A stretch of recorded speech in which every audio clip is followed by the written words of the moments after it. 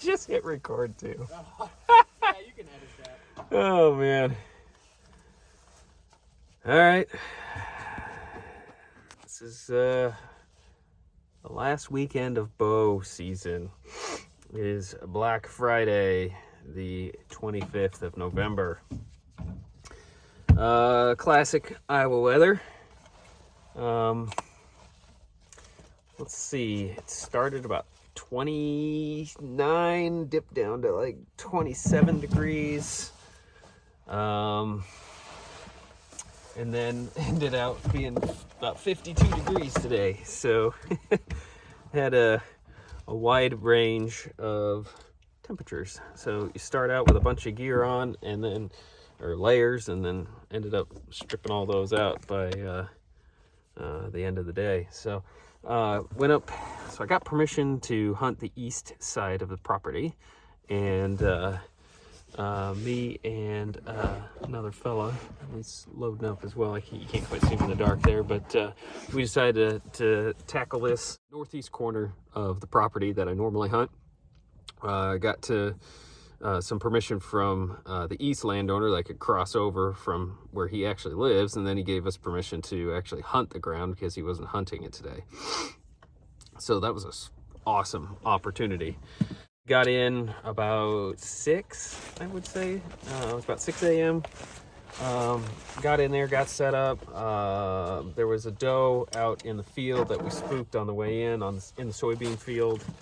And then where I wanted to get set up, kind of lost a little bit of where I needed to get going, and I found it eventually, but it did spook something out of the trees. And then really we just sat there from first light all the way till I think it was about 9 o'clock. The only thing that I saw on the south, there was a really big doe. She was moving pretty fast. Came from the south, was heading north, and then kind of went behind me because I was in a little clump of trees facing west, trying to hunt the west. Saw her, never seen her. I don't know if she ended up going east or what actually happened there, but that was kind of the rundown there. And then the other guy that I'm hunting with, he saw a really, really nice buck, and that buck was with 2 does, and they came from the north, across the soybean field, and then went due south into the creek bottom. Let's see. So that was really the morning.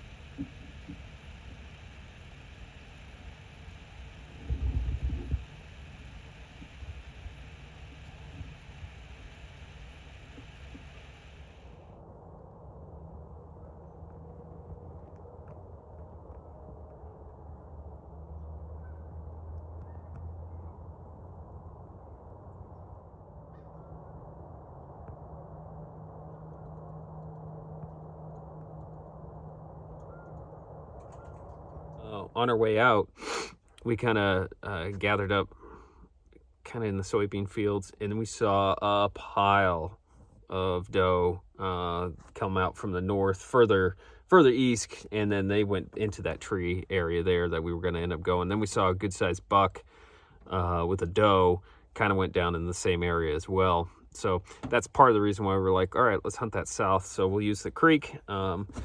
The wind today was supposed to be northwest and then changed from the southwest. It did happen, but it was almost dead calm almost all day today.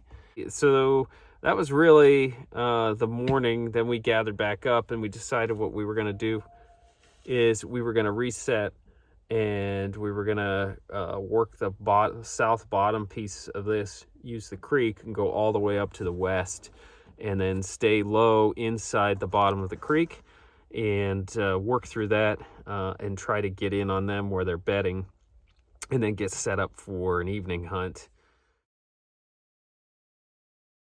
But yeah, so anyway, we got reset, shed some layers, went to the South Creek, and then worked all the way to the west, and that was a slow paced, we'll call it a marathon, because it was quite the workout. Just being super stealthy, trying not to make any noise, utilizing the damp leaves, the water, the mud, not the ice, because the ice would make noise at times.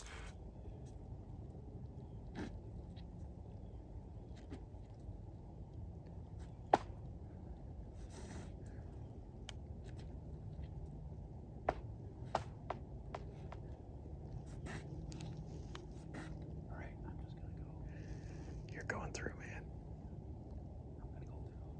Yeah.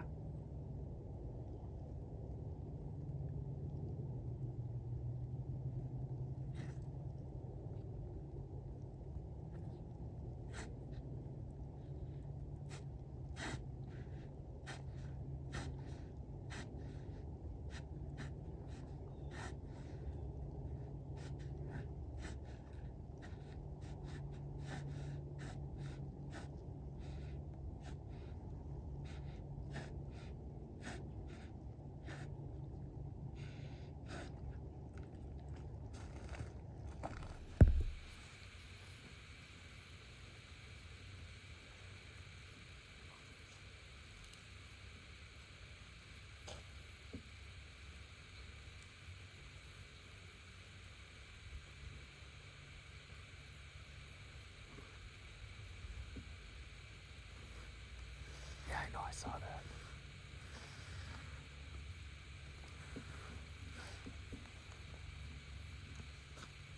Let's go, baby.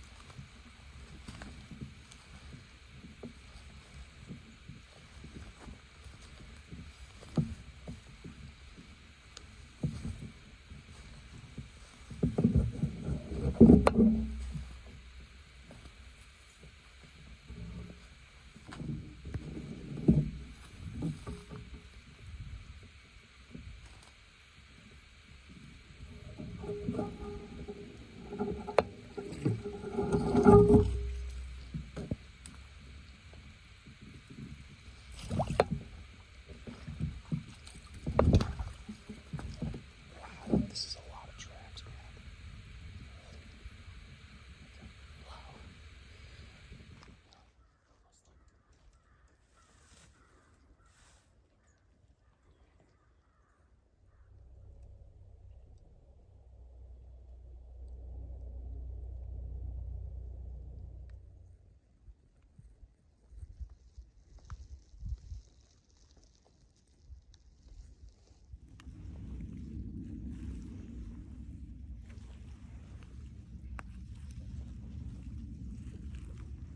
And we spent, I don't know, probably 3 hours getting back in there, and then I ended up getting right onto the east side of the property that I normally hunt, and got all set up in there, while the other guy that I'm with, he set up a little bit further east to work off the bean field. Found a really big deer highway in there of trails going down in through that creek.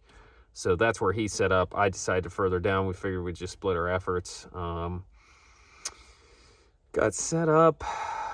My spot was okay. I was glassing for a while, back to the south into the trees. Ended up seeing a couple of doe, and they were heading west. They came from the east, were heading to the west, and they were sitting just below the ridge line of that hill. And then some more time passed, and then I saw another doe doing the exact same thing, coming from the west, heading to the east. And so at that point,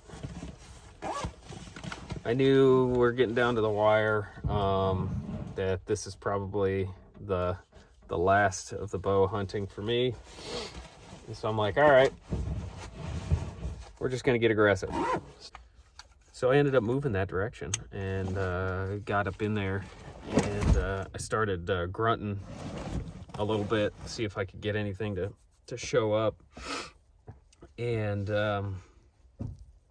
then down to the north, right next to the creek, I saw a nice buck walking out down there, and I tried grunting and kind of scraping the ground, trying to get him to come my way. He stopped, he looked around, and then he was like, so I grunted a little bit more, and then he just kind of like ended up moseying off to the north.